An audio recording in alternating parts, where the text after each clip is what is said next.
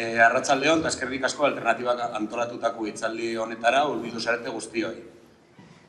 50 urte betetzen dira herriak martxoaren 3ko biktimentzat egia, aitortza eta justizia exigitzeko memoria eta borroka etengabea sustatzen dituenetik.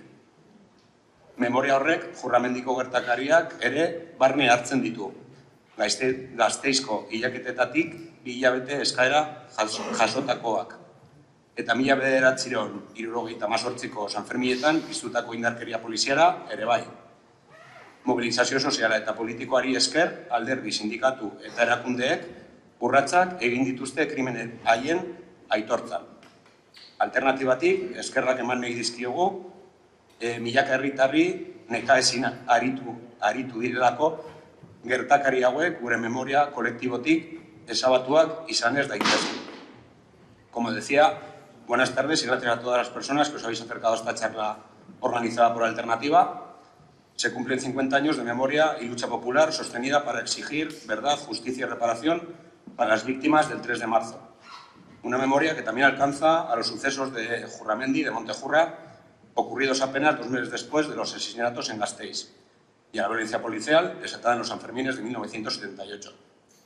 La movilización social y política ha logrado que partidos, sindicatos e instituciones hayan dado pasos en el reconocimiento de aquellos crímenes. Desde Alternativa queremos agradecer el empeño de miles de ciudadanos y ciudadanas que han trabajado incansablemente para que estos hechos no sean borrados de nuestra historia colectiva. Coincidiendo con este aniversario y en coherencia con el ejercicio de memoria que Alternativa ha desarrollado desde sus inicios, hemos organizado un ciclo de conversaciones y cineforums que se celebrará en diferentes localidades de Euskal Herria y que comienzan hoy aquí en Estella Lizarra. Para esta conversación de hoy contamos con Iñaki Martínez Chasarra, que fue uno de los representantes de Mevosa en las plataformas reivindicativas de los obreros de aquel 3 de marzo y militante de Alternativa.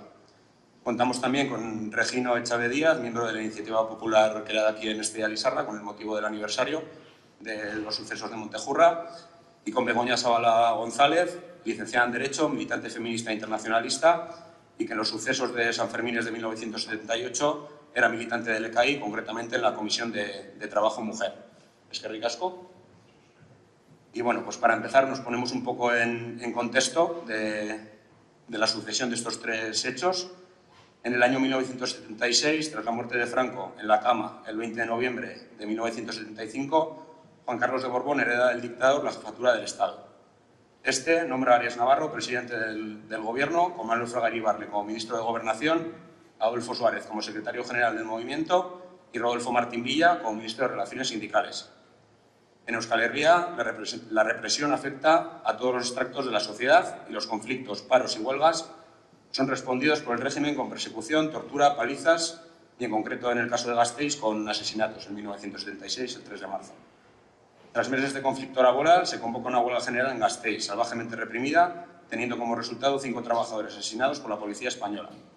Pedro María Martínez Ocio, Francisco Aznar Clemente, Romualdo Barroso Chaparro, José Castillo García y Bienvenido Pereda Moral. En las protestas derivadas de esta masacre fueron asesinadas 2 personas más. En Basauri, Vicente Antón Ferrero, y en Tarragona, Juan Gabriel Rodrigo Nazo. Esta semana se han cumplido 50 años de esta efeméride que marca un hito histórico en la lucha del movimiento obrero de nuestro pueblo.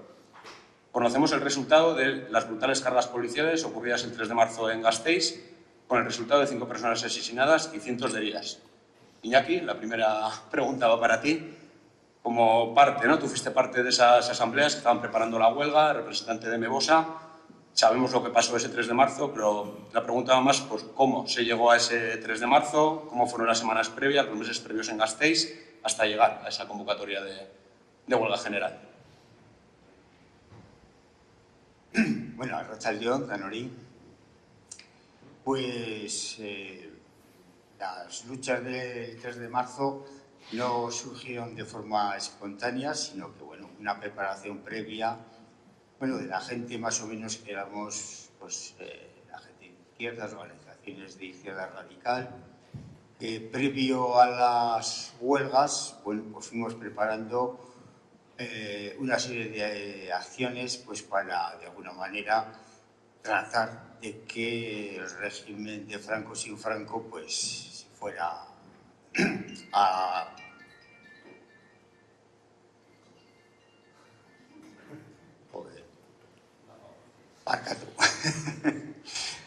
para que el régimen de Franco sin Franco, pues bueno, se fuera a la mierda, a la plata, lo antes posible. Había un contexto de que había habido en el año al poco de morir Franco, se había decretado por un ministro mayor, bueno, ¿cómo era? No, se apellidaba Mir, pero no me acuerdo el nombre, había decretado una congelación de salarios debido a la inflación que había y que, bueno, pues es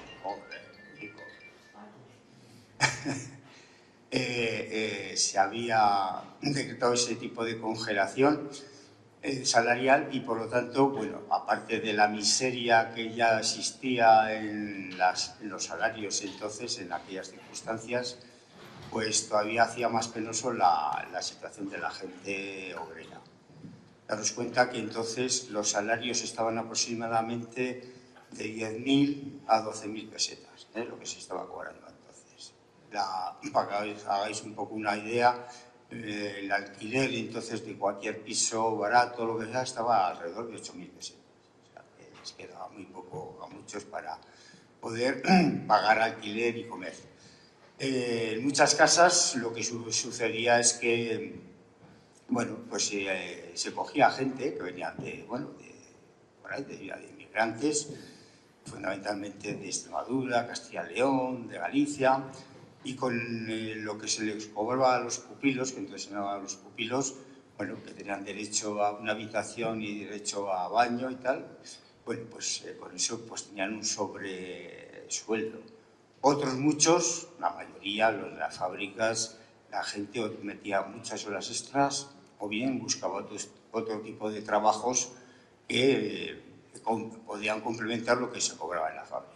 Nosotros en Mebosa, una empresa, bueno, pues un poco más importante, multinacional, por lo tanto, bueno, pues cobraríamos entonces 16.000 por ahí, 16.000, 18.000 euros más o menos, euros, pesetas. Entonces, pero bueno, la mayoría de la gente cobraba de 10.000 a 12.000 pesetas. Con lo cual, pues el terreno estaba bastante abonado, porque había pues mucha pobreza, mucha miseria, y la gente efectivamente cada día las estaba pasando más canutas. Y lo que hicimos es crear una plataforma reivindicativa para, bueno, más o menos de las empresas que la gente que nos juntábamos clandestinamente por el monte y fuera de Vitoria, en algunos pueblos, etcétera, etcétera, pues determinamos para las empresas más o menos donde solíamos estar, pues para tratar de llevar adelante una huelga a través de esa plataforma. Bueno, pues esto fue en diciembre más o menos, cuando hicimos ya la plataforma, y después de Reyes más o menos quedamos pues para presentarlas en las empresas y exigirlo, además presentarlo no como jurados y enlaces que era la representación sindical del Vertical, que entonces era el único sindicato que existía, donde efectivamente los patrones y los obreros convivían en el mismo sindicato, tenían los mismos intereses. Entonces, bueno, pues tratamos de mantener ese tipo de propuesta y, bueno, pues el 9 de... Bueno, presentamos más o menos eso, hacia el 8 por ahí, presentamos las plataformas de manera clandestina, a través de octavillas, pues con ciertos miedos, porque claro, ya van, pues se podían despedir, entonces pues, en los vestuarios, en los baños, etcétera, etcétera, en momentos determinados, cuando la gente no estaba en las máquinas, porque estaban en el almuerzo, en la hora del almuerzo, y echamos las octavillas y más o menos planteamos, bueno, pues unos días, bueno, un día para empezar la huelga. En principio quedamos en hacerlo el día 9 de enero y el 9 de enero pues paró, la primera que paró fue Forjas. En Mebosa, pues estábamos un poco expectantes, no paró el día 9, pero ya una vez que Forjas había parado, bueno, pues ya la gente se sintió más arropada y dijo, bueno, pues pero paró, no porque nosotros nos pusimos a arengar allá a los trabajadores, sino porque ya habíamos echado las hojas, la gente y empezó a parar prácticamente, pues eso, sin que nosotros hiciéramos un esfuerzo de llamar a la gente para que parara o lo que fuera. Y entonces, bueno, pues esto fue una cosa pues, que nosotros mismos lo esperábamos, la respuesta, porque empezó un taller, se contagió a otro taller, a otro taller, a otro taller, a las cadenas, y al final toda la fábrica estaba en paro, menos las oficinas. Las oficinas siempre han sido un sector que no era muy partidario de luchar. Bueno, si me largo mucho me vas cortando, ¿eh? Entonces salimos a la huelga, el siguiente día ya empezó a parar otros talleres, paró una empresa que era exclusivamente de mujeres, bueno, exclusivamente lo que era producción, que eran las de Areitio. En otros talleres ya estábamos 4 o 5 empresas ya en huelga. Lo que hicimos es tratar de ir a otras empresas que también estaban de alguna manera implicadas en este llamamiento a la huelga, pues para ir a las entradas de la fábrica y animarles ya para que salieran también con nosotros. Bueno, fue bastante éxito porque logramos que aproximadamente unas 12 empresas de Vitoria pues, y una de Agurain, de Salvatierra, se pararan. Con lo cual, bueno, pues hubo cierre patronal en todas las empresas. La única salida que teníamos nosotros para juntarnos, pues en aquellos momentos que no había libertades, pues fueron las iglesias. Entonces hablamos con los párrocos de las iglesias referentes que teníamos y nos fuimos colocando en las iglesias que los párrocos, muy gustosamente, hay que decirlo, que se portan estupendamente, nos dejaron las iglesias para que pudiéramos reunirnos, hacer asambleas, etc. La primera cuestión que tomamos, porque esta era una de las cosas que ya lo teníamos planteado, era hacer dimitir a los jurados y enlaces, que eran la representación sindical de entonces de los trabajadores, y que a partir de entonces la asamblea era la única organismo que decidía, debatía y tomaba decisiones. Entonces, nosotros, bueno, y eligió una comisión representativa de cada empresa, que solamente nosotros representamos a la Asamblea y no podíamos tomar ningún tipo de decisión al margen de lo que la Asamblea nos había dicho. Es decir, que si nosotros nos llevaban a negociar, nosotros negociamos lo que la Asamblea había decidido, lo que nos contestaban lo trasladábamos a la Asamblea y la Asamblea decidía si eso, pues manteníamos la posición o cambiábamos algún tipo de propuesta. Lo cierto es que esta situación, pues por parte del sindicato vertical, por parte de lo que era el régimen, entonces empezaron a poner muchas pegas, claro, a torpedearnos, a llamarnos agitadores profesionales, estábamos a sueldo de Moscú, y todo ese tipo de historias. Y bueno, trataron de boicotear lo más posible las asambleas que habíamos iniciado. En algunos sitios, en el caso de Mevosa, incluso organizó el sindicato vertical en un polideportivo una asamblea paralela, para ver si de alguna manera se rompía la unidad que teníamos los trabajadores. Bueno, en esa asamblea paralela acudieron 120 personas. Otra plantilla estábamos alrededor de unos 1.800 trabajadores. Entonces, bueno, la presión 100, pues ya aquel asunto ya se quedó zanjado. Pero bueno, posteriormente, bueno, llamadas por teléfonos a la gente para que fueran a trabajar y evidentemente la gente respondió bastante bien. Lo que les estaba pasando, algunos lo trasladaban a la asamblea, hoy ayer me llamó el encargado o el jefe tal para que volviera, tal, están haciendo ese tipo de maniobras.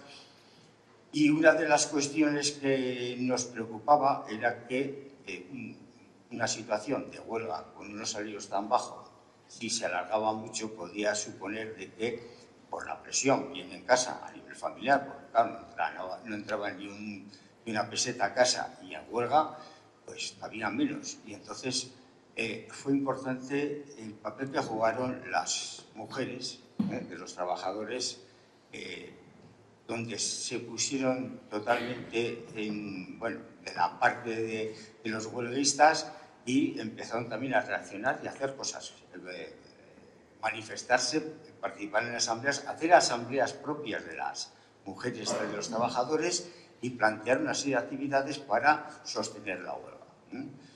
Una de las, hicieron manifestaciones, también recibieron palos como los huelguistas, trataron de extender lo más posible la caja de resistencia, es decir, que enseguida pusimos a hacer cajas de resistencia porque para mucha gente pues, era una manera de poder sostener la huelga y que no fallase por el hambre. Entonces, extendieron la mayor posible las cajas de resistencia por todos los comercios, bares, etcétera, pues para de alguna manera por ahí sacar también un sostén a la lucha que se estaba realizando. Por otra parte, hubo mucha solidaridad a nivel de los barrios, fundamentalmente en las tiendas de combustible, los marinos. Es decir, a la gente, pues sabiendo que la mujer era un trabajador que estaba en huelga, pero ya no te preocupes, que cuando puedas, pues podrás, ya me pagarás. Esto es un alivio importante para la gente. Con lo cual, ese aspecto también logramos neutralizar. Y fue importante el papel que jugaron, porque aparte de hacer ese tipo de labores, también dijeron, pues vamos a demostrar ante la ciudad, ante la ciudadanía en general, que nosotros, estamos aquí, que luchamos también y estamos del lado de los huelguistas y hacían acciones de ir con las bolsas vacías por todo Vitoria, en los mercados, etcétera, etcétera. Y aquello fue un impacto de la sociedad, de ver cómo hasta entonces las mujeres no tenían ningún tipo de manifestación propia ni actividades así, independientes y propias de ellas. Con lo cual fue un aspecto muy importante y fue el germen de que se generara un movimiento feminista posteriormente, porque fue unas acciones muy, muy interesantes. El proceso fue siguiendo adelante con este tipo de cuestiones.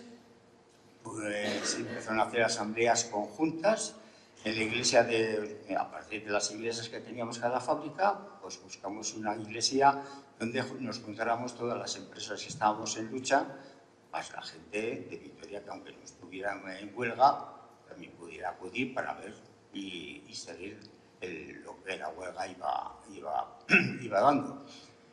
Entonces empezamos a hacer asambleas conjuntas en San Francisco, que es la iglesia donde se produjeron los acontecimientos más graves de la huelga, el 3 de marzo. Y allí en la Asamblea General lo que se hacía es poner en común lo que hacía cada empresa y qué sucedía. Porque había empresas o empresarios que empezaron también a despedir a trabajadores de sus empresas. Ya los que eran más señalados, pues los despedían. Con lo cual, también ese fue un elemento que incorporamos a nuestra plataforma reivindicativa y dijimos, a partir de ahora, antes que las reivindicaciones económicas, es la readmisión de despedidos. No podríamos entrar a las fábricas si no se readmitían los despedidos de las empresas que habían echado. Esto se fue entonces, de alguna manera, ya incorporando unas reivindicaciones políticas.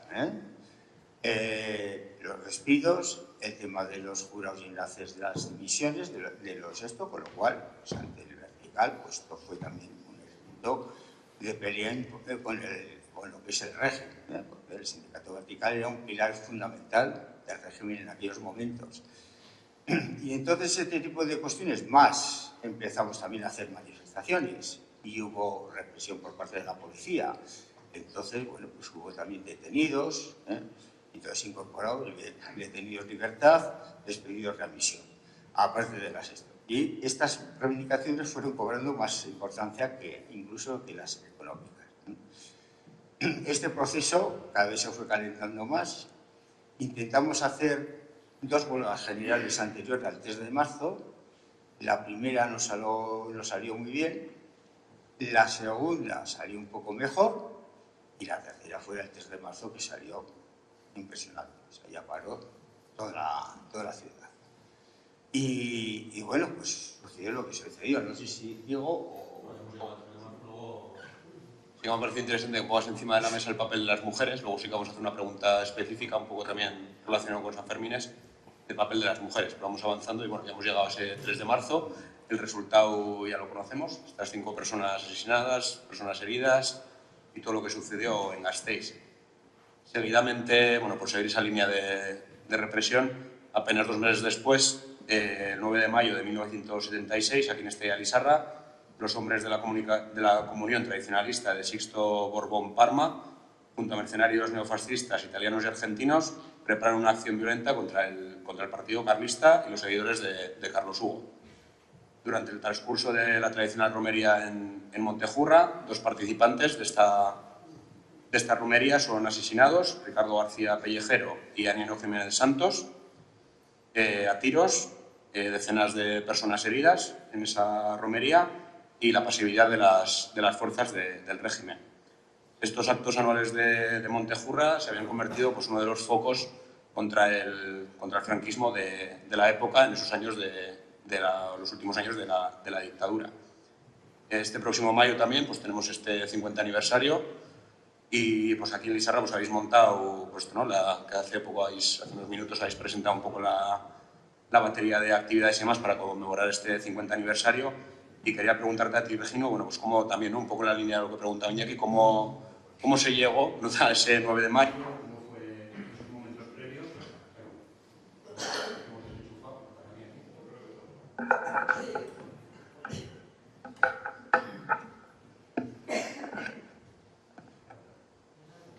Además, a ver si así. Sí, así. Ahora, sí. Vale. Entonces, la pregunta un poco hacia ahí, ¿no? ¿Cómo se vivían esos momentos previos a esa cita del 9 de mayo en Montejurra? ¿Qué suponía, ¿no?, esa romería en cuanto al movimiento antifranquista en Nafarroa y esa operación Reconquista contra el partido carlista y su viraje, ¿no?, al movimiento antifranquista y demás, ¿qué supuso, ese momento previo? Vale. Mila esker, David, Arratsaldeon. En primer lugar, quiero presentarme así como dejar clara mi posición en esta mesa. Era una charla que estaba preparada para abordar más los sucesos, la masacre del 3 de marzo y San Fermines del 78, y se nos ha invitado a participar un poco para poner en contexto también en esa línea del tiempo los sucesos de Montejurra, ¿no? Y partimos de ahí, por eso también trataré de ser más breve que mis compañeros y compañeras, y al mismo tiempo dar unas breves pinceladas de situación ahí, partiendo de que no soy historiador, y entonces hemos tomado una serie de apuntes de la documentación que existe, que es muy abundante y que además en los últimos tiempos, a partir creo que es de 2022-2023, con la cesión de unos documentos que a partir de los últimos años, hay más datos que confirman la teoría que desmiente la versión oficial que situaba los sucesos de Montejurra en 1976 como un simple enfrentamiento entre bandos carlistas, ¿no? Un poco la versión oficial que se ha ido extendiendo hasta el punto de que parece estar aceptada no solo por quienes quieren que esa versión sea buena, que pronto empezó a ser el mismo Fraga, que cuando veo que aquello se había desmandado y que había tenido consecuencias dramáticas, empezaron a difundir esta versión del enfrentamiento entre carlistas, pero luego se extendió de una manera muy natural. La Victoria Prego en sus documentales, todo el mundo va hacia ahí, ¿no? Y está llegando incluso a nosotros, a la izquierda, estas visiones, y parece no quererse situar estos acontecimientos en la misma línea que la masacre de Vitoria y que San Fermín es del 78. Entonces, yo voy a tratar de situar un poco cómo había llegado el carlismo ahí, a ese punto, y por qué Montejurra 76, ¿no?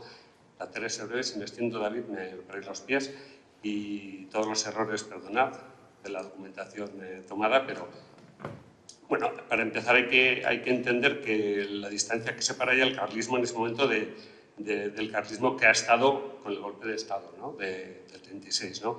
Se ha producido una evolución ideológica muy fuerte, especialmente ya en la década de los 60, y al final ese distanciamiento ya es enorme, ¿no? Ese distanciamiento es muy grande.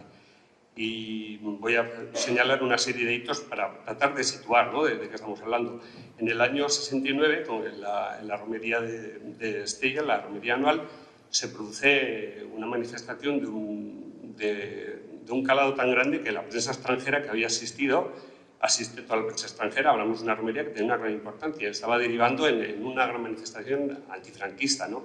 Ese año se convierte, según la prensa, exactamente, tengo aquí declaraciones lo que decía, dicen exactamente que es la mayor manifestación contra el régimen franquista que se ha celebrado hasta ese momento, desde el golpe de Estado, ¿no? Y se producen hechos, bueno, se reúnen en Montejurras, hablan de cifras de 60 a 70.000 personas, pero a la tarde hay una manifestación en Estella de unas 12.000 personas, 10.000, 12.000. De esto hablan las agencias internacionales, en tiempos en que no había estas versiones de ahora que unos dicen 1.000 y otros dicen 10.000. Eran tiempos que había un poco más de seriedad. Hablan de 10.000, 12.000 personas. En esa manifestación, desde un tractor, se dicen cosas los oradores del Partido Carlista en el 69, como, bueno, desde luego, proclamas de apoyo a la España opuesta al régimen, acusaciones al gobierno de situarse en fórmulas fascistas y totalitarias, y se le acusa también de crear un sistema basado en un capitalismo a ultranza y en un centralismo absoluto. Es decir, se está criticando al capitalismo y al centralismo. Ya aparecen las posiciones del Partido Carlista que vamos conociendo más adelante, del socialismo autogestionario, del federalismo, etcétera, ¿no? Luego, para situarnos también en qué punto estaba, en las pancartas se leían textos como «Abajo la represión franquista», «Nuestro enemigo es el régimen», «El dictador a la horca», burlando el franquismo, y «Franco, traidor a España». Según las crónicas de la época, alguien comienza a gritar «Franco es un traidor», y el grito no se dejó de oír en Estella en toda la tarde. La cosa se va calentando y se empieza a hablar claramente de asesino, asesino, se empieza a gritar, ¿no?, por toda la calle. Incidentes, está Estella en un grado de... Hay mucha fuerza, ¿no? Estos son crónicas de las agencias internacionales, ¿eh? Estamos hablando, repito, en el 69. Al finalizar la jornada, en Estella, la Guardia Civil aprovechó para tomar el control y una treintena de agentes dispara varias ráfagas al aire en la plaza y se registran diversos enfrentamientos. Estamos en Estella en el 69. Bueno, otro dato significativo es que así a finales también de los 60, en el movimiento carlista es capaz de crear, bueno, jóvenes del movimiento carlista crean un grupo de acción directa, lo que sería un grupo que el Estado denominaría como terrorista, los GAC, grupos de acción carlista, que empiezan lanzando octavillas, pero después pasan a hacer acciones de sabotajes a antenas de televisión española, bombas, por ejemplo, tengo aquí una anotada que es exactamente, irán contra, me parece que es una estatua del fundador de la Guardia Civil en Pamplona. Toman también Radio Requete de Pamplona en un momento. Esto son acciones de los GAC, un movimiento del carlismo, de jóvenes carlistas. Del 71, los GAC, aprovechando la romería Montejurra, hay que tener que Montejurra siempre va teniendo, es un momento, es cuando se concentran, ¿no? Entran en Radio Requete, cogen a los locutores y lanzan una serie de proclamas contra el centralismo, ponen el Guernica Coarbola, en el 71 ahí, y se lanzaron una serie de proclamas contra el régimen y contra Franco. El comunicado, ellos mismos dicen que es revolucionario, el comunicado que leen. Y dicen cosas como, denuncian los atropellos, esto entrecomillado, y opresión que la dictadura franquista viene imponiendo al pueblo español, y muy especialmente a la clase trabajadora. Estas son las palabras que dicen en ese comunicado, ¿no? Este movimiento, como se puede imaginar, no decae, sino que va creciendo hasta llegar al 76, ¿no? Y cuando llega a Montejurra 76, el carlismo ya está situado en esos parámetros, el carlismo mayoritario, porque es cierto que existen las corrientes tradicionalistas, existen diferentes corrientes, ¿no? Hay unas tensiones internas, pero el carlismo mayoritario está ahí, se ha situado en la lucha contra el franquismo, ¿no? Y es ahí, en el 76, cuando, tras la muerte de Franco, ya nos estamos situando ahí, se decide desde los aparatos del Estado, digo así con bastante claridad y se puede afirmar con mucha claridad porque mucha documentación, que se ve que desde años antes ya se estaba pensando en que había que parar aquello, ¿no? Que no podía continuar esas concentraciones con ese cariz. Pero ese año ya hay que tener en cuenta que entra el rey. Entra el rey, digamos, no solo muy franco, sino que estamos ya con un nuevo rey, y lo que tiene el carlismo también es ese ataque a la dinastía y empiezan unos movimientos de que hay que frenarlo, ¿no? Y empieza a ocurrir una preparación de todo lo que pasaría después en Montejurra. Es decir, se pone en marcha la Operación Reconquista. La Operación Reconquista lo que trata es de, precisamente, además hay documentación que afirma, va, digamos, diciendo todas las cosas que luego fueron a pasar, menos una, ¿no? O menos dos, voy a ver si preciso. Es decir, prepara con claridad, dice con claridad la documentación previa que hay que simular un enfrentamiento entre facciones carlistas, esto hay que simularlo, y que tiene que aparecer una pelea interna, y que el objetivo es debilitar precisamente al carlismo, que estaba fuerte, y a ese carlismo progresista que está en la lucha antifranquista, ¿no? Eso está muy explicitado en la documentación.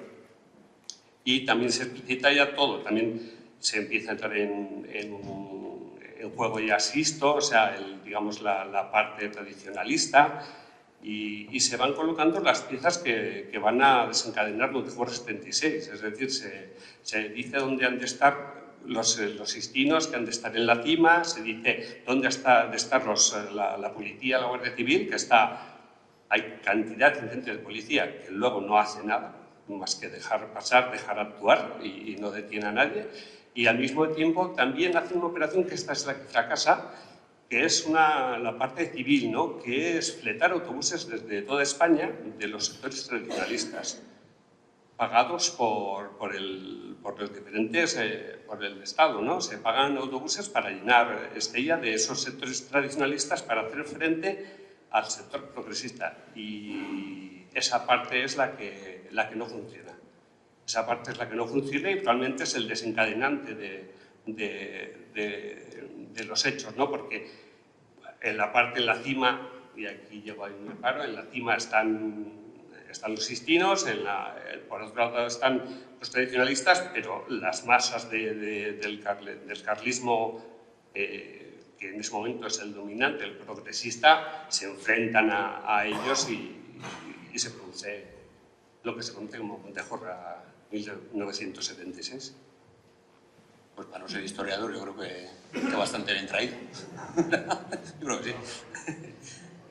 Bueno, vemos como, ¿no?, tanto los acontecimientos en Gasteiz como lo que sucedió en Montejurra suponen un fracaso de esta versión reformista que proponía o que pretendían llevar a cabo por parte de Arias Navarro y el propio Manuel Fraga, y llevan a una situación generalizada de pues, un marco de deterioro progresivo de la situación económica y el ascenso de movilizaciones populares. No es casualidad tampoco que estos dos acontecimientos tan seguidos en el tiempo sucedieran aquí en Euskal Herria, por lo que vendría después con la famosa transición y todo esto.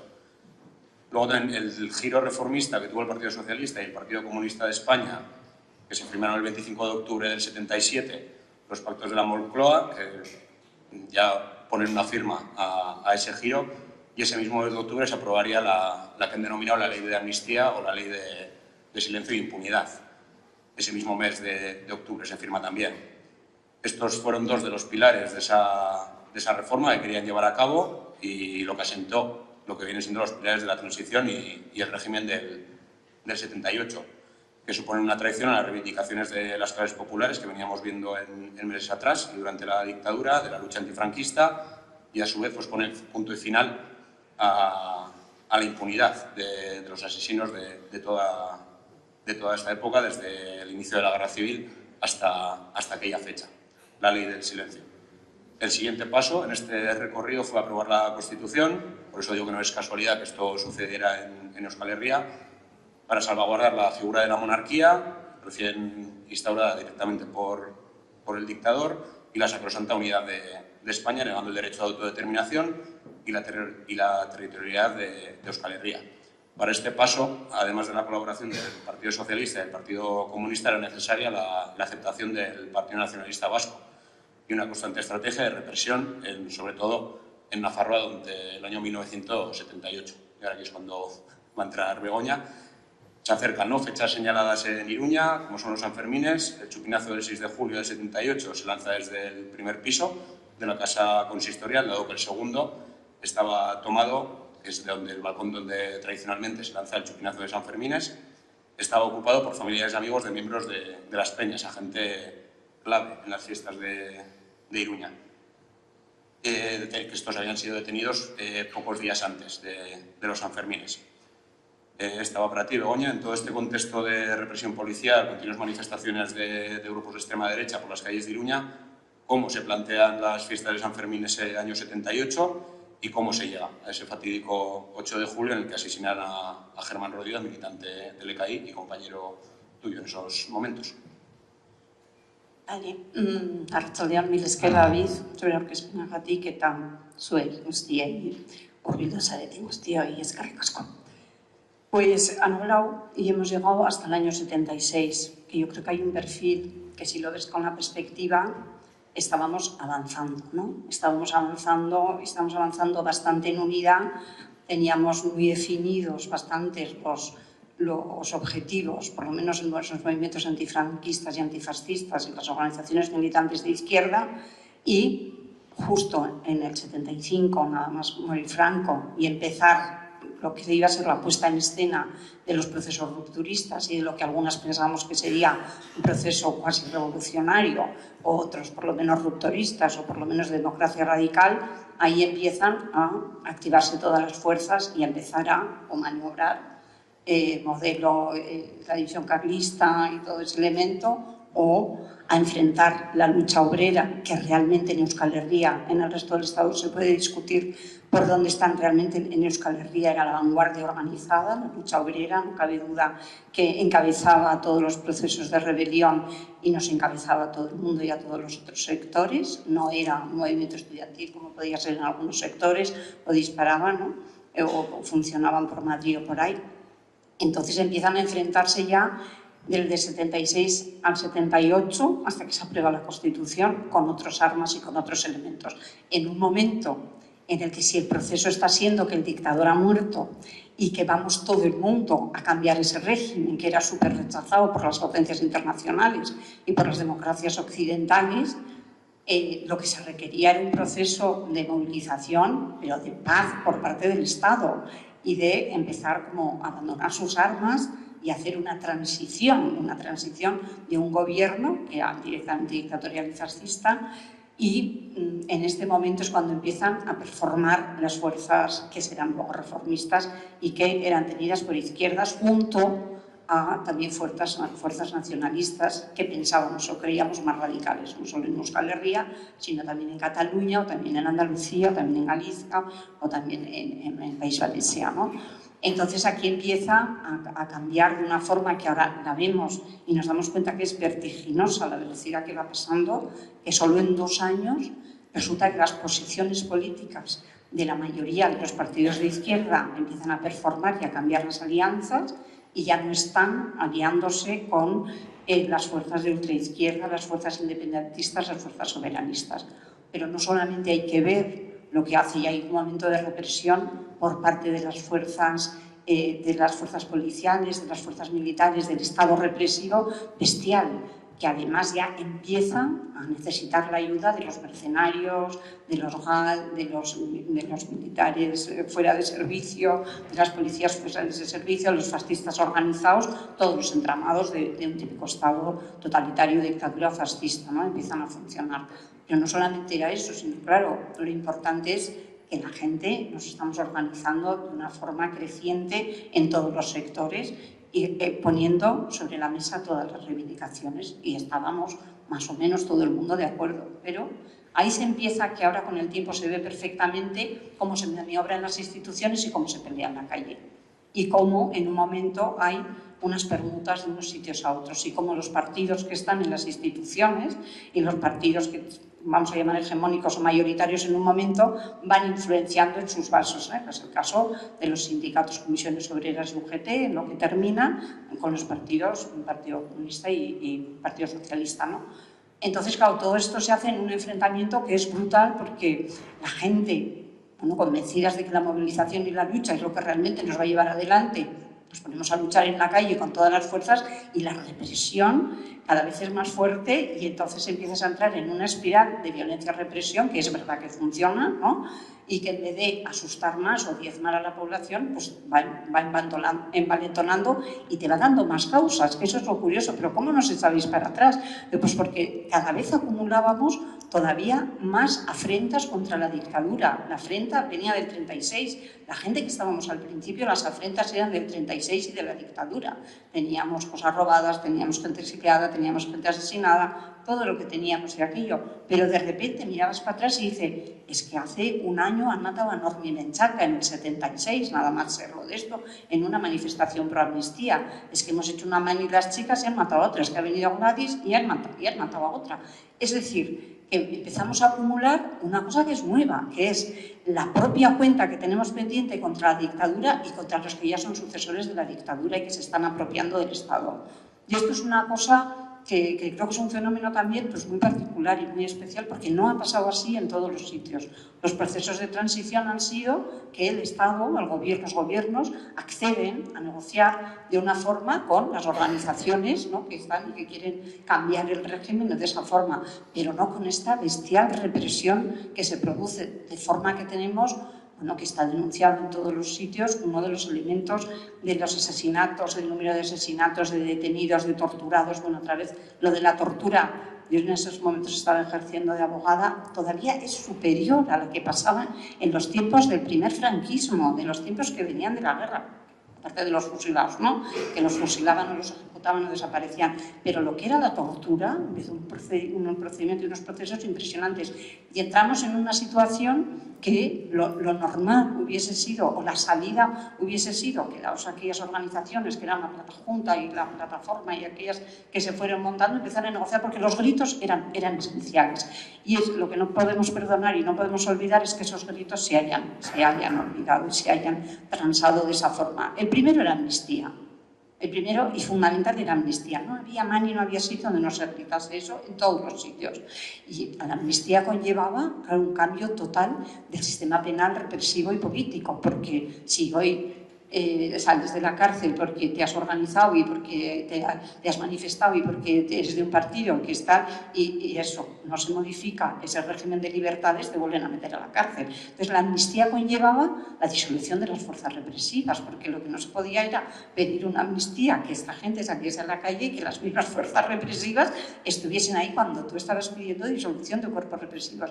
Entonces amnistía y disolución de cuerpos represivos es una cosa que iba absolutamente unida, y el hecho de que no se haya hecho así y de que se haya hecho no una amnistía sino un indulto, una amnistía muy parcial, y que los cuerpos represivos y judiciales, sobre todo judiciales policiales, se hayan mantenido, es el hecho de que todavía, y después hablaremos, tenemos pendiente toda la impunidad.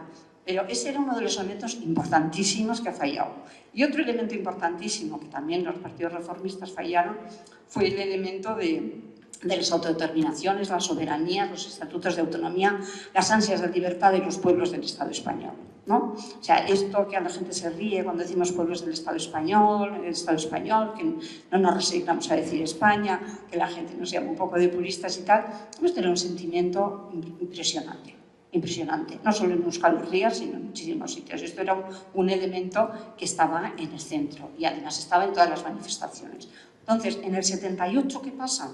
En el 78, en Iruña, desde enero-febrero de 1978, que empiezan las movilizaciones y siguen las movilizaciones fuertes, que habíamos tenido un 77 de Tela con asesinatos de Atocha, con cantidad de muertos y de asesinados, con los GAL paseando por ahí, o sea, que había sido muy represivo. En el 78 todavía lo que era la izquierda y lo que no era UCD y AP o los partidos de la derecha, lo que era, estaba en manifestaciones unitarias. Eso es para verlo, para ver el 1 de mayo y para ver los aberregunas del 78 y cómo iba la gente pidiendo autodeterminación, soberanía, independencia, cada una. O sea, esas eran de las plataformas amplias y eso era impresionante.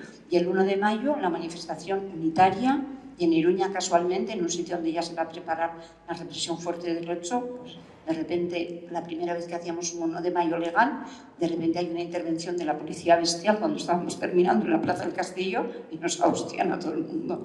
De repente, pues también como un poco sin enterar, estaba pasando algo. Y a partir de ahí sí que empiezan a cambiar, sí que empiezan a cambiar los partidos mayoritarios y se están preparando para lo que va a pasar en la Constitución y se tienen ya todas las barajas y todas las cartas están ya echadas. Porque ya en el debate que hay cuando son los sucesos del 78 en el Congreso en Madrid, en las Cortes aquellas que se llamaban, ya en aquel debate tanto Arzayuz como Marcelino Camacho como Santiago Carrillo dicen: no podemos admitir lo que se está diciendo de que esto ha sido querido, que esto ha sido voluntario, que esto es un enfrentamiento con el Estado, porque si no, ¿en qué va a quedar nuestro proyecto de Constitución? No vamos a consentir que a partir de esto se condene a las fuerzas. Habrá sido un exceso, pero esto no vamos a admitir la versión que nos están dando desde Pamplona, que era la Comisión de Investigación de las Peñas y de gente de organizaciones, de que esto es una cosa preparada. Esto no lo vamos a admitir porque lo que vamos a admitir es que ha sido un desmán de las fuerzas de orden público, como mucho, que después hasta esto se terminó en una postura mucho más negacionista. Pero en esos 6 meses ya se prepara todo el caldo de cultivo para viniendo de los pactos de la Moncloa, viniendo del concordato también con la Iglesia, viniendo de la ley de amnistía, viniendo de todo el expurgo que hicieron de los secretos y de toda la documentación que tenían. Todo el 77 y el 78 fue para ellos una preparación de la Constitución y de quienes lo iban a aprobar y de llegar allí. Y entonces eso fue un obstáculo, lo de San Fermín en 78 fue un obstáculo porque realmente ahí se puso en evidencia y se adelantaron 3 meses a lo que dijeron y iban a decir en diciembre. Antes iban a decir: esto es lo que tenemos que hacer, esto es lo que se puede permitir, no se puede ir más allá porque el ejército, aquí hay ruido de sables, que era lo que oías todo el tiempo. No oíamos mucho ruido de sables, oíamos ruidos de pistolas y de hostias que nos pegaban, ¿no? Y entonces ese fue el momento y llegamos a unos Sanfermines del 78, pues con lo de pidiendo amnistía y encerrados en el ayuntamiento, pero y con un ambiente muy caldeado, provocado por ellos. Porque a nosotros nos atracaron la sede, nos asaltaron del EKI en mayo, que había habido una manía de fascistas que habían salido, que salían a la calle y de repente, en vez de detener a los que nos estaban asaltando, detuvieron a 30 y pico que los llevaron a comisaría de nuestra sede que estaba en la calle Zapatería. Es decir, que era una situación que se estaba preparando y cualquier cosa que veían que había, pues pudo ser Puntejorra en un momento, que había una concentración, una manifestación, que iba a haber enfrentamiento fuerte, que iba a haber una bronca, una reclamación importante, pues ahí metía gente provocadora, que esto es muy fácil hacerlo, y entonces cada vez más los enfrentamientos eran muy terribles para dar esa sensación, porque leías El País y estabas en San Fermines, y en San Fermines el 6-7 no pasaba nada. Y entonces El País decía: hay muy mal ambiente, aquí va a pasar algo, y no pasaba nada. El 6, el 7 estuve, yo no fui el 8, pero el 7 la gente en la corrida estuvo tan normal y el 8 empezó a aparecer policía que venía preparada para esto. Entonces este es un elemento muy importante, o sea, hay cosas que se hicieron. Tú puedes pensar que la lucha ejemplar que llevaron todas las coordinadoras de huelga tendría que terminar en un enfrentamiento así, y fue sostenida todo el tiempo. Ahí no buscaron una excusa para un momento tal, sino en este momento tenía que terminar y ahí terminaron. Atacar una plaza de toros con 20.000 personas de público, teniendo testigos para después negar que se había atacado, es una cosa que tiene algún tipo de fallo, ¿no? Pero bueno, ahí estaba el elemento que querían asustar a la población. Y luego, que lo comentaremos después, hay un elemento que es importante, que es qué pasa con esos espacios de fiesta, que la derecha no los puede ni ver cuando empezamos a tomar las izquierdas. Y yo creo que eso es un tema importante, ver también cómo empezábamos a tomar la calle y cómo no lo querían considerar las fábricas ni contar. Las monarquías, desde luego, rebeldes, o lo que fuesen, ¿no? O las líneas tampoco, eso desde luego. Pero la fiesta y la subversión, que era lo que queríamos, bueno, pues en principio, eso también tiene su explicación. Vale, es que ricasco, Begoña. Bueno, como viene siendo habitual, lo ha introducido un poco Iñaki antes, el papel de la mujer en este tipo de acontecimientos históricos o efemérides de este tipo queda relegada, como siempre, en estas efemérides y en toda la historia en general, a una práctica sistemática de invisibilidad de las mujeres, ¿no? En los sucesos del 3 de marzo, ya ha comentado Iñaki un poco, pues las mujeres sí que jugaron ese papel fundamental y activo, como bien recoge en el libro de las mujeres de Gasteiz, en la matanza del 3 de marzo de 1976, que recoge testimonios de diferentes mujeres que vivieron aquellos acontecimientos y qué papel o qué rol jugaron, ¿no? Colectivizaron los cuidados, organizaron redes de apoyo y participaron activamente en defensa de mejores condiciones laborales y sociales. Y su implicación convirtió aquellas huelgas en un hito histórico, que también es un hito histórico para el movimiento feminista, en este caso de Gasteiz. Iñaki, te has comido un poco antes la pregunta, pero bueno, te voy a dejar un poco por si quieres añadir alguna cosa más en torno a las mujeres del 3 de marzo, ¿no? Y cómo ha sido su reconocimiento o su puesta encima de la mesa en este recorrido hasta los 50 años. Bueno, pues antes he comentado cómo fueron cogiendo poco a poco su protagonismo y empoderándose, y no cabe duda de que, como he dicho antes, el 3 de marzo no se puede concebir sin el apoyo y la lucha que tuvieron las mujeres por mantener, para que la huelga pues triunfara. Después, posteriormente, bueno, pues todos los demás años, hasta este 50 aniversario, bueno, pues las mujeres ya organizadas más en asambleas de mujeres, etcétera, etcétera, bueno, ha ido cogiendo más fuerza y organización, y bueno, pues en todos estos aniversarios la figura no solamente la figura, sino la participación de las mujeres pues ha ido creciendo. Y bueno, este año pues también ha sido pues muy importante. Y además, bueno, pues como las fechas del 3 de marzo y el 8 de marzo están muy juntas, pues se han complementado y se han apoyado mutuamente las reivindicaciones que había por parte del movimiento obrero como por parte del movimiento feminista. Así que bueno, pues ha sido importante el hecho, y es importantísimo el papel que tuvieron las mujeres en la lucha del 3 de marzo y que, bueno, pues acabó como acabó, pero yo soy de los que opina que triunfamos, a pesar de los 5 muertos y a pesar de los muchos heridos y a pesar de los detenidos, de los despedidos, etc. Porque prácticamente las reivindicaciones que pedíamos económicas se concedieron casi todas.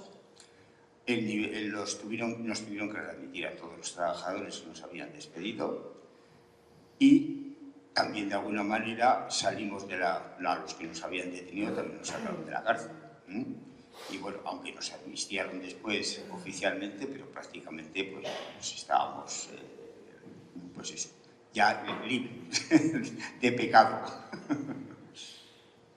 Y la victoria también es haber mantenido, ¿no?, la memoria de todo aquello, y luego ya entramos un poco, pero viendo la imagen del otro día en Gasteiz, yo creo que el relato está más que ganado en el caso de Gasteiz. Y volviendo a San Fermines y el papel de las mujeres, como ya hemos mencionado antes, las peñas son eje fundamental y protagonistas centrales de las fiestas, ¿no?, de San Fermín.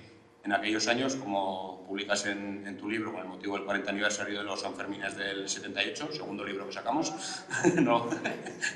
Titulado Feminismo, Transición y Sanfermines del 78, ya indicas, ¿no?, que las fiestas tienen ese carácter popular, subversivo, abierto, pero también un carácter muy masculino en aquellos años.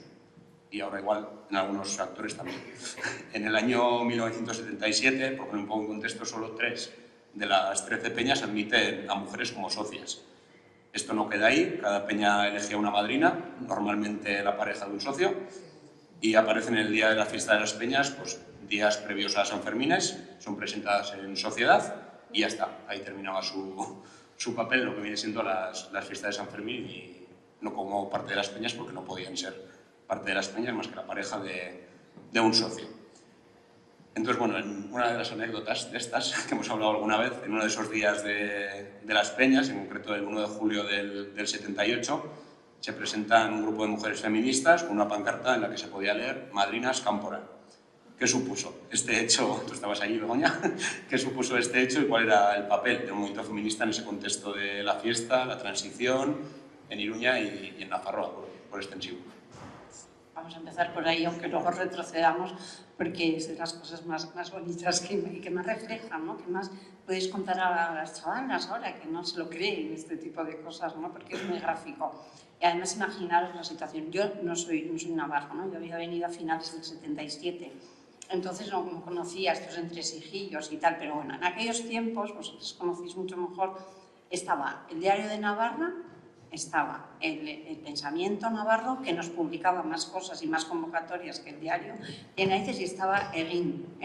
Entonces yo estaba repasando todos estos datos, aparte de la documentación que tenía, para ver qué pasa, en qué contexto se da esto, ¿no? Y entonces en el 78, claro, ya el movimiento feminista estaba organizado, ¿no? El movimiento feminista autónomo, y había grupos, asambleas y tal. Ya habíamos hecho las primeras jornadas de Leioa en el 77, que habíamos ido 3.000 días allí, muy potentes y tal, y ya estábamos organizando, haciendo manis el 8 de marzo, las comidas, los cantos, que todo el mundo nos veía como ñoñitas y tal, y estas que hay simpáticas, como cuentan, como cantan, lo de la Mari Carmen no quiere coser y eso. Pero aquello nos dio una cancha del copón, ¿no? Y ahí salíamos con todo y estábamos muy visibilizadas. En todo esto, pues llegaron los Sanfermines y empezaron. Yo, claro, asistí a todo por primera vez. La primera vez que entré en una plaza de toros en mi vida fue el 8 de julio. Entonces miraba y digo, ¿y qué es esto? Las peñas, y para irnos un poco enterando, ¿no? No, que aquí no podéis venir. Y vamos, ¿cómo que no podemos entrar a la peña? Y vamos donde nuestros amigos, los tíos del partido también, decían, ¿cómo que estáis en una peña que no podemos ir? ¿Qué pasa? Pero no podéis venir a cenar, pero nada más. Podéis venir tal día, pero no, y no podéis ser socias y tal. Y entonces dijimos, bueno, esto hay que darle una vuelta. Y entonces ya pues empezamos a preguntar un poco a ver qué pasaba en los Sanfermines, ¿no? Y entonces nos iban contando lo que pasaba el día del marido suelto, que había un día que le dejaban. Todo eran unas cosas que eran como decir, claro, no era nuestra historia concreta, personal, porque éramos todavía muy jóvenes y no habíamos optado por esa vía, pero íbamos viendo y entonces dijimos, a esto hay que darle una vuelta. Entonces había un grupo que entonces, y estaba también en Tafalla, estaba en Iruña y en Tafalla, no sé por qué, EAM, que era Emakumeen Azkapinarako Mugimendua, que eran unas bravas, y entonces empezaron a querer sacar eso en los medios. Egin tuvo muchas ganas y el diario también tuvo ganas de reírse, y entonces en mayo o así aparece que las feministas empiezan a discutir que estos Sanfermines son muy machistas. Era así el titular, por ejemplo, de ese pelo. Entonces, ¿por qué dicen que son machistas? Porque los hombres no friegan en casa, no lavan la ropa y para ellas, y entonces se hace un diálogo como imaginario, eso en el Egin, contando, ¿no? Las tías diciendo, ¿para qué vamos a ir a la peña? Lo que queremos es tener nuestros derechos y ahora está de madrinas y tal, y entonces salen. En el Egin salen dos diálogos muy buenos, que se ve lo que están diciendo, y el Diario de Navarra empieza a meterse con eso, y con que los partidos políticos vamos a poner choznas, las famosas barracas, que llamábamos, ¿no? Las barracas, y decía, pues fíjate, ahora igual vas y dices, dime un bocadillo de la RT, o si no, a ver, ¿tiene usted un café trosco? Esas cosas ponía el Diario de Navarra, que era el gallo de San Fermín, no sé cómo firmaba aquella columna. Y entonces era, y en el medio estaban las madrinas. Entonces lo de las madrinas, pues había mucho surrumurru, ¿no? Porque además eran nuestras amigas. Entonces yo tenía una muy amiga, es mi amiga mía, y vecina, que dice, no, a mí me puedes decir, porque a mí me querían proponer unos y unos dijeron, no, que esta es fea, ya está, no la queremos proponer. O sea, que cada divertido. Las exigencias que encima tenían algunos que debían de pedir. Y entonces ya salió un poco la polémica, de forma que ya estaba un poco el tema de qué pasaba con las madrinas, ¿no? Y entonces, el día de la gran fiesta, que precisamente el año del 78 del aniversario la queremos utilizar para hacer la gran fiesta de reivindicación del 8 de julio del 78 y de memoria, ¿no? Pues se hacía el Bai Euskarari, y entonces invitan a las peñas, se hace con las peñas, y es como el 4 de julio, vísperas de San Fermines, y aparecen todos, amnistía, por supuesto, todo lleno de amnistía, los otros encerrados, todo en el 78, habría música y habría concierto, pero había un conflicto, y de repente aparecen 4 mujeres con una pancarta que pone Madrinas Campora, ante el horror de todo el mundo. que no sabían qué hacer, porque estaban los de las peñas que habían elegido ya quiénes eran sus padrinas. Entonces mandaron un comunicado a la prensa diciendo, no sé por qué estas nos tienen manía, porque nosotras ahí solo vamos porque nos invitan. Y hubo así, pero bueno, se saldó bastante bien, sin ningún esto, diciendo pues dónde estaba el debate, ¿no? Pero eso es una foto súper interesante de qué suponía aquello. En 2 años, en todas las peñas habíamos conseguido, habían entre nuestros amigos, estaban allí, habían votado y ya podíamos entrar. Y nosotras, yo estaba en la peña la única, pues al día siguiente y en breve Charo Pardo era la presidenta y en breve era la presidenta de todas las peñas, ¿no? Pero había que dar el paso y había que contar, pero había mucha gente que como que se ofendía. Y este era un elemento, ¿no? ¿Qué pasaba en los Sanfermines con el machismo? Entonces, claro, de lo que estamos contando, en el 75 ya se había tocado en suerte que Naciones Unidas había declarado el Día Internacional de la Mujer, el Año Internacional de la Mujer, que en esos tiempos se hizo cada 5 años a partir del 75, y entonces aquí, con toda la jeta, la sección femenina, Franco, Pilar Franco, todas las franquistas y todas las falangistas, pues para quedar bien delante de Europa y delante de Naciones Unidas, fue llevando sus representantes, y ahí aprovecharon mucha gente que estaba un poco penetrada en las instituciones, estilo comisiones obreras, o gente del PC, o gente del PSOE, para moverse internacionalmente, ir apareciendo y haciendo como plataformas. Y eso fue como un pistoletazo. Hubo un encuentro importante en Alemania, y ahí fueron gente del Estado español, y entonces a contar cuál era la situación de las mujeres en el Estado español.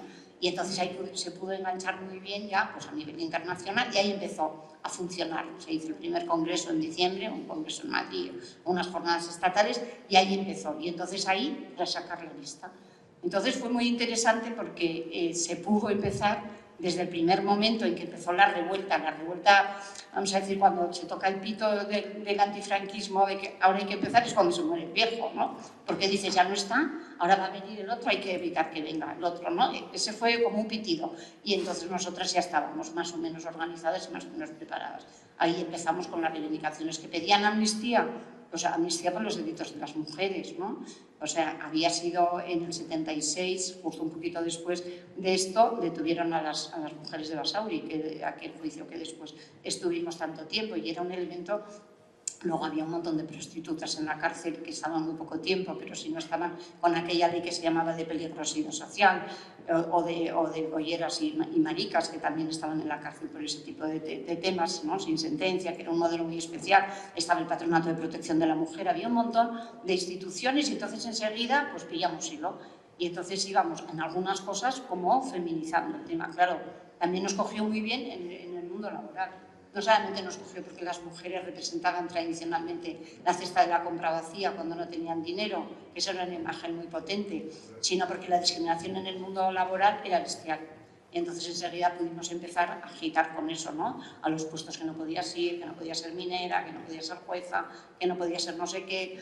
O sea, toda la discriminación, y encima que cobrabas menos y tal. Y luego la repercusión que tenía esto en el nivel privado y en el tema de las familias. Eso fue lo que más nos ha costado, pero con lo que mejor nos hemos toreado, porque trabajan las mujeres, nos estáis quitando los puestos de trabajo, ¿no? Ya trabaja tu marido, aunque encima que tenéis 2 sueldos, pero que ese es un debate que hay que tener, porque estábamos, o sea, para nosotras nos parecía fundamental, porque estábamos asistiendo a lo que pensábamos que iba a ser una descomposición de la familia muy interesante y una reconstrucción otra vez de las relaciones sexuales más libres y tal. Entonces eso fue un buen momento, y entonces topamos ahí con el mundo de la diversión.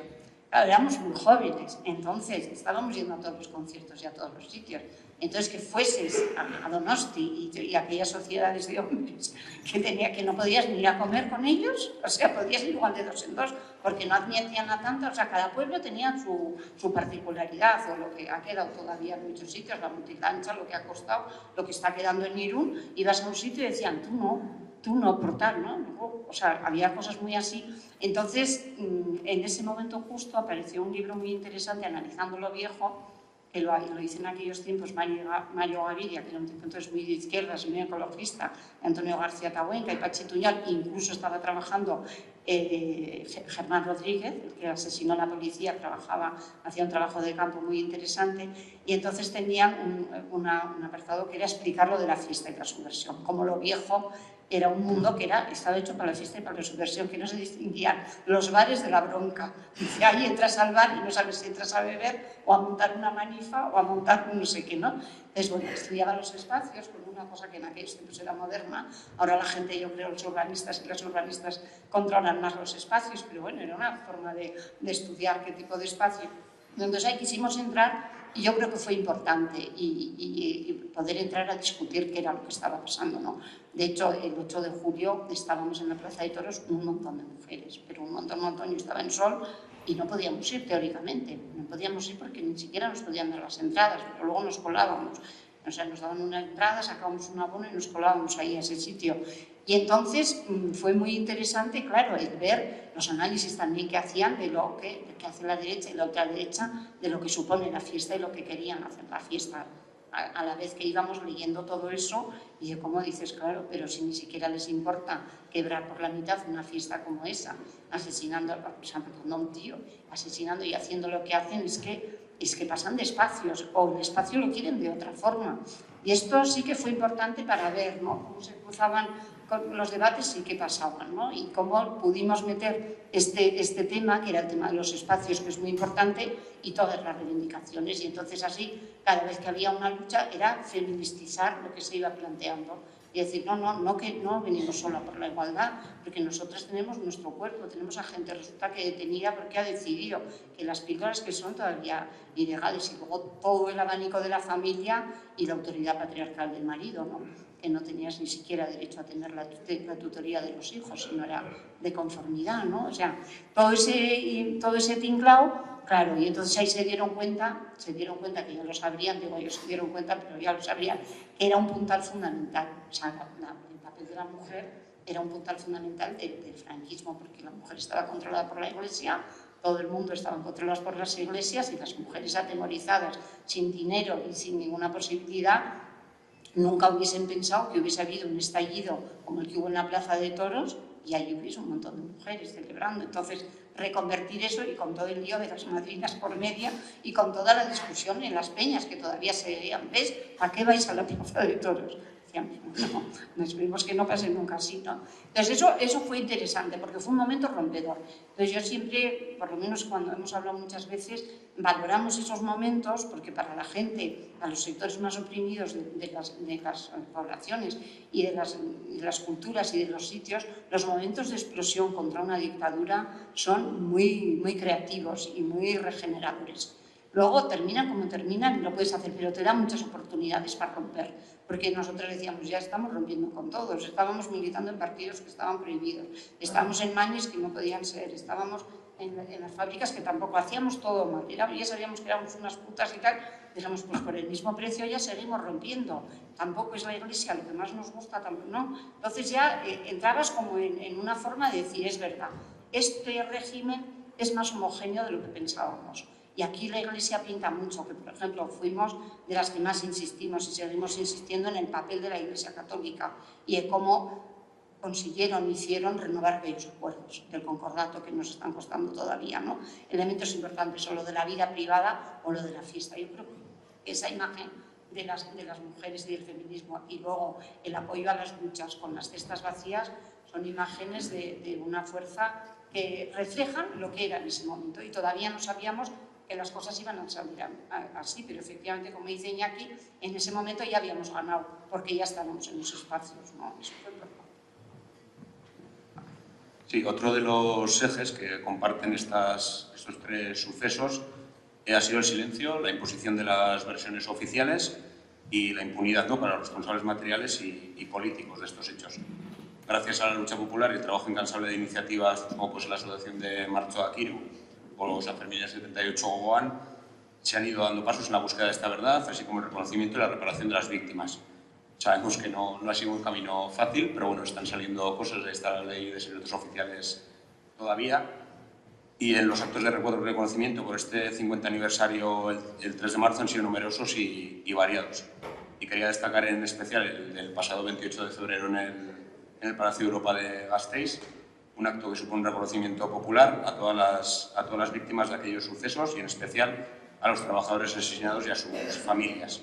pero sobre todo la gran movilización popular masiva que vivimos el pasado 3 de marzo en Gasteiz. Yo tuve la oportunidad de estar ahí, aquello fue impresionante, y agradecer, ¿no?, pues a todos esos colectivos sociales, sindicatos y ciudadanía que han mantenido la llama por la búsqueda de esa justicia para las víctimas 50 años después, a pesar de todas las trabas institucionales, y bueno, que han conseguido que ciertos partidos y ciertas instituciones pues por lo menos vayan a poner ahí un ramo de flores, no sé con qué cara, pero lo ponen. Y en el caso de San Fermín del 78, pues espero que además de acompañar, ¿no?, de a las compañeras de Gasteiz, que habéis sido conjuntamente en la querella argentina y en otros procesos judiciales de este tipo, que habéis acompañado hasta ahora en toda esta maquinaria, y espero que esas cabezas que tenéis en la asociación estén ya pensando en ese año 2028, que se cumplirán los 50 años de los sucesos de San Fermín y el asesinato de Germán, que también será pues, un hito importante en Nafarroa.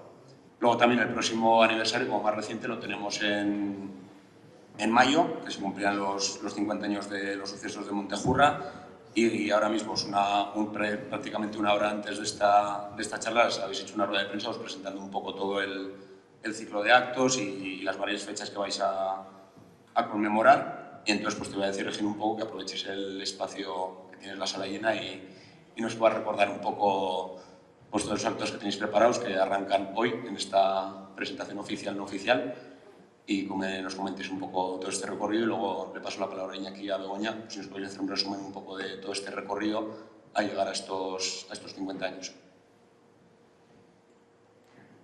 Vale, sí, aprovechamos este espacio para hacer un poco de promoción de las actividades, ¿no? Como bien has dicho, esta charla es como el inicio de esas actividades, y hay otras ya fijadas, hay por ahí algo de comunicación, pero a ver si la memoria no me falla, el 16 de abril, esto no aparece en ningún sitio, pero ya hemos confirmado que va a haber la presentación del libro El carlismo contra Franco de Manuel Martorell, y va a ser además, viene al mismo tiempo el día 15 o 16, también estará aquí en la Casa de la Cultura la exposición que se va a poder ver dentro de poco en el Parlamento de Navarra sobre el mismo tema, sobre el carlismo contra... Ya está, ¿no? Ya está. Pues se va a estar aquí desde el día 15 de abril hasta el 3 de mayo. Exactamente, se va a poder ver esa exposición, y está Manuel Martorell, es una de las personas que más ha trabajado en este tema, que tiene mucha documentación, y que él sí, para las personas que quieren más información sobre qué pasó y las consecuencias, incluso sobre la última documentación, creo que es una persona especialmente adecuada para ello.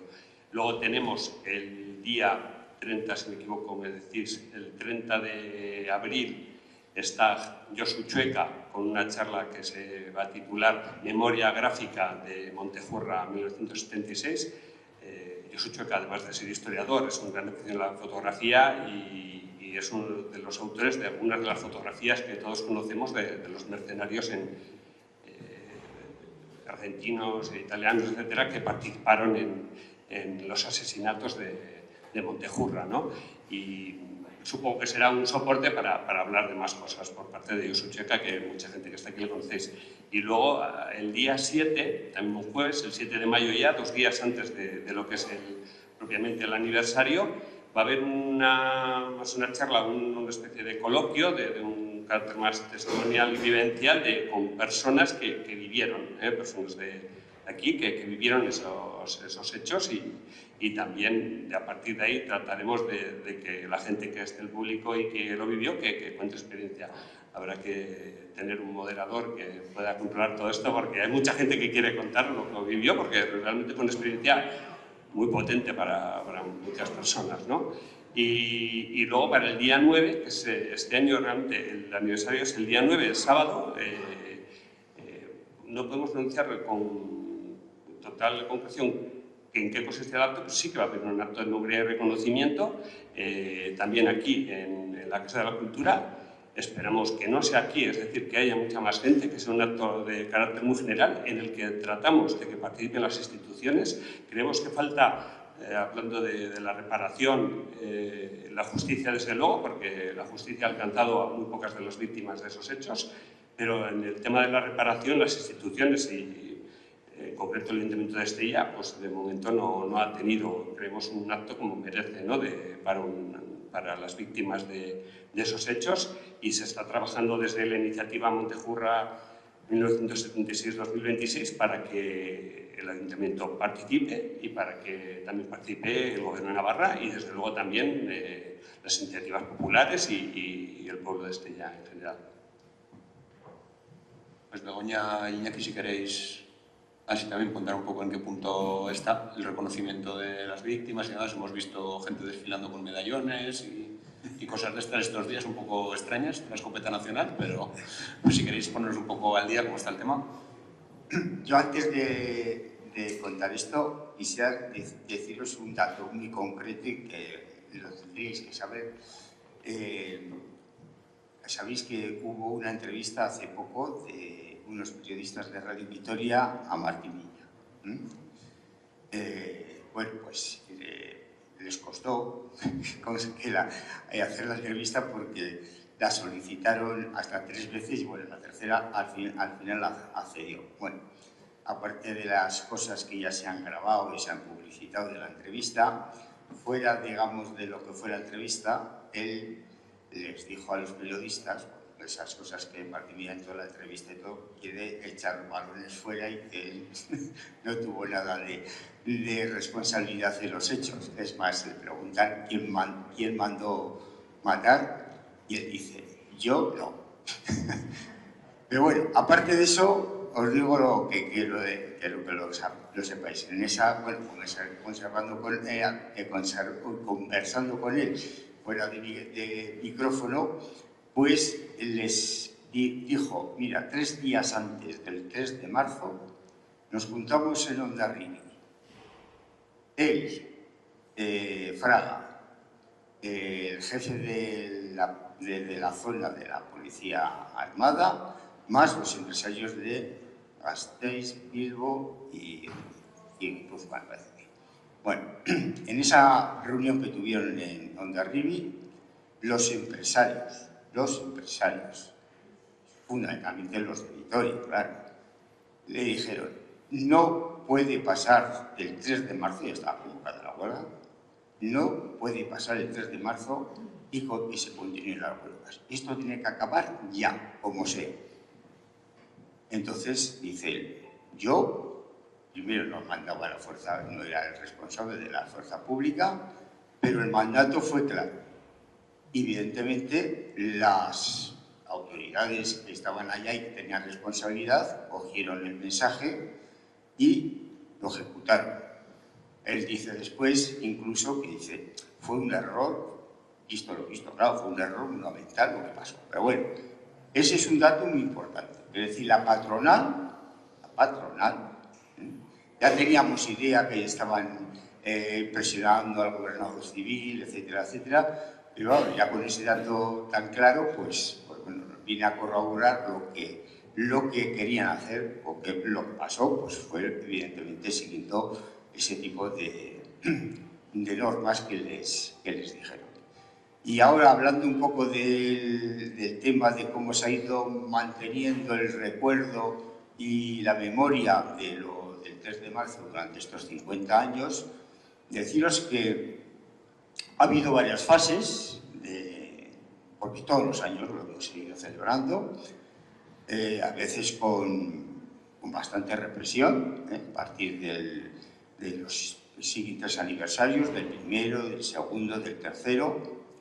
Ha habido muchos abandonos de gente que en un principio se solidarizó con él, aunque no participaron muy directamente del proceso de luchas, pero bueno, después de la masacre, pues todo el mundo empezó de alguna manera a decir, no, ha sido una barbaridad, una masacre, no hay derecho, tal, y de alguna manera participaba en lo que era la conmemoración de cada año.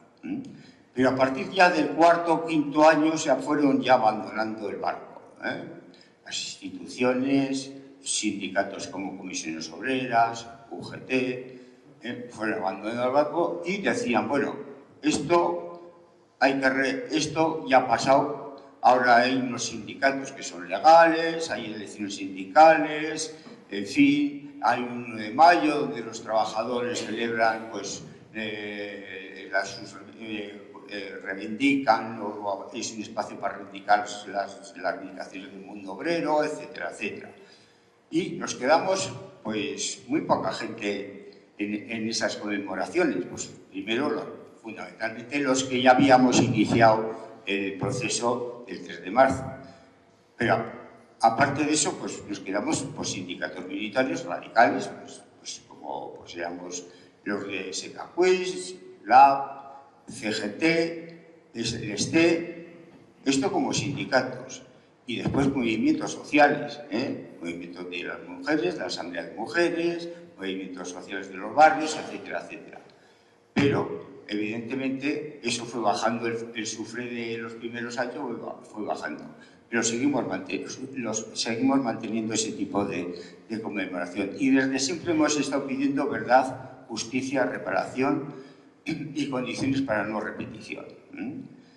Hemos exigido que además castigo a los culpables. Y policía asesina era el grito que se ha mantenido durante todos los años. Para que alguien, si no sabía, pues para que se sepa. Y deciros también que si no llegase por las grabaciones que en ese momento se hicieron el día de la masacre de la policía, si no llegase por eso, nos hubieran echado el muerto a nosotros. Esto convencidos, vamos. Pero bueno, tuvimos esa suerte y eso queda para la historia y para que todo el mundo lo oiga y para que sepan lo que pasó. No hay ningún tipo diciendo, no, es que los trabajadores tenían metralletas y pistolas y les han... No, ahí lo dicen bien claro, entrar con todo a la iglesia, pasearla y tirar a matar. Y así fue. No fue una cosa de una violencia desmedida de la policía. ¿Se les fue la olla? No se les fue la olla. No. Ellos apuntaban a dar.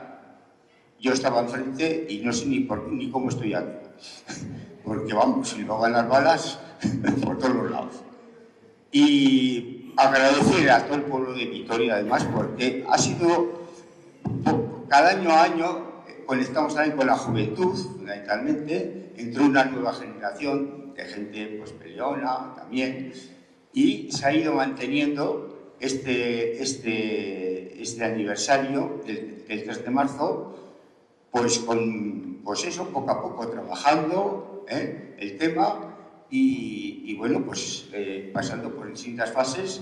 Al principio nos pegaban los grises, los marrones y los azules, y ahora nos han pegado últimamente por los azules de la Archaña, con el casco rojo. Así que hemos conocido de todo en cuanto a represión, porque muy pocos 3 de marzo han sido, digamos, bueno, no ha habido incidentes, no. Ha habido incidentes en casi todos los años del 3 de marzo. Este año, por suerte, no ha habido incidentes y ha sido un éxito total. Pero bueno, ahí queda para la historia quienes hemos mantenido esta llama del 3 de marzo. Las autoridades y las instituciones, no. Como no sé, me parece que lo de las flores pues ese monolito que está en Vitoria, recordando a las víctimas, eso lo hicieron, yo no, pero igual sabía que quienes lo hicieron, trabajadores de forjas. Lo intentaron por 3 veces ponerlo. Y de las 3 veces, 2, la misma policía de Felipe, estaba Felipe González, entonces bueno, fue en el 84, bueno, lo derrumbaron y les detuvieron a los que estaban intentando poner el monolito. Por tercera vez ya no lo pudieron quitar ni retirar porque fueron con cemento rápido y para cuando fue la policía, pues ya estaba aquello hecho. Ahora van todas las instituciones y todos estos que se han retirado van a poner flores allá. El PP también. Y al gobierno de España, como no, pues también va. Podéis hablar. También podéis hablar un poco, desde luego, el balance, lo que comenta Iñaki es el que hacemos, todo, también desde San Fermín, el 78. hemos pasado por muchas diferentes etapas, ¿no? Hemos tenido la suerte de ser un grupo militante que está detrás, pero que si no habría desaparecido, y eso es súper importante. Entonces, aunque alguna gente lo ha dejado en los momentos más débiles, siempre ha habido detrás, que eso es muy importante tener. Hay que tener una independencia frente a esos grupos y esto.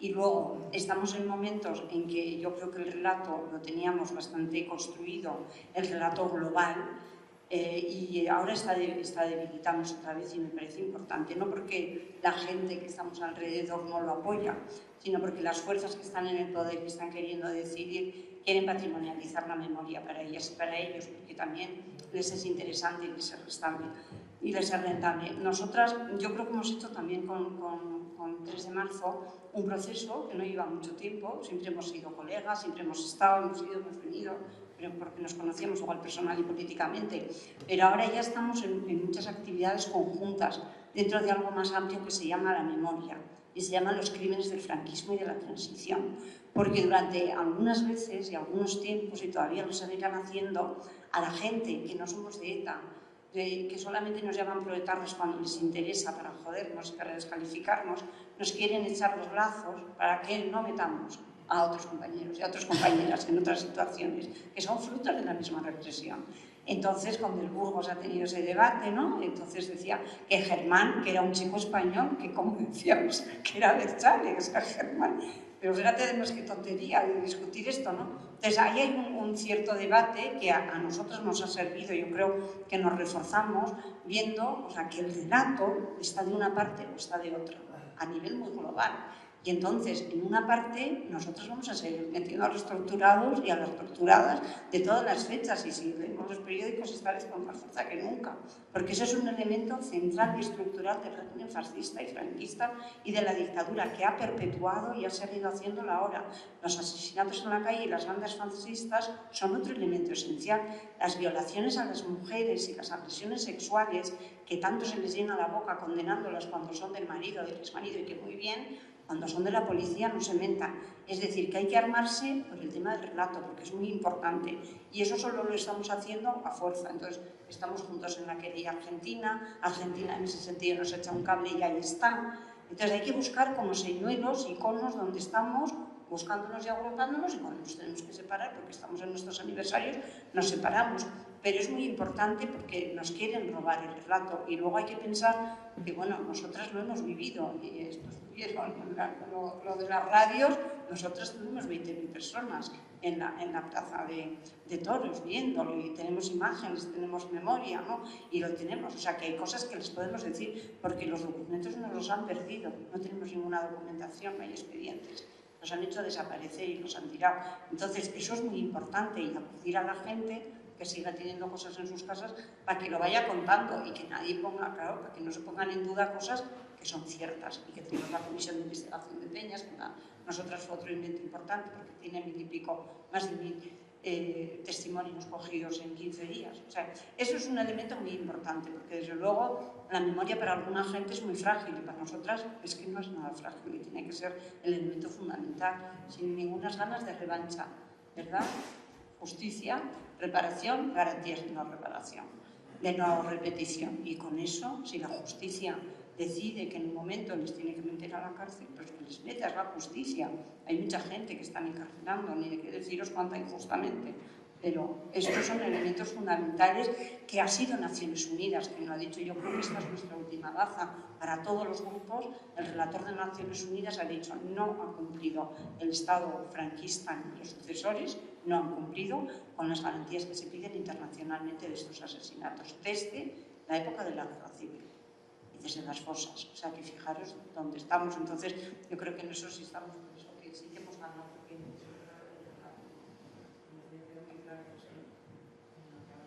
Pues con esto ya cerramos. Agradeceros a Regino, a Iñaki y a Begoña por este espacio que hemos podido compartir, y recordar que el ciclo que hemos organizado desde Alternativa, pues bueno, continúa, empieza hoy, pero continúa el próximo lunes en Orereta. El martes 10 de marzo estaremos en Basauri y cerramos el 11 de marzo en Agurain. Sigamos haciendo memoria, sigamos buscando la justicia y exijamos la reparación para las víctimas y las garantías de de no repetición, como decía Begoña, porque la memoria, por mucho que nos digan que es remover el pasado, levantar no sé qué fantasmas, pues bueno, es un ejercicio que no es un ejercicio del pasado, ¿no? Que supone una herramienta para disfrutar el presente y para construir el futuro con justicia, con verdad y con reparación. Así que es que ricasco y con esto lo dejamos.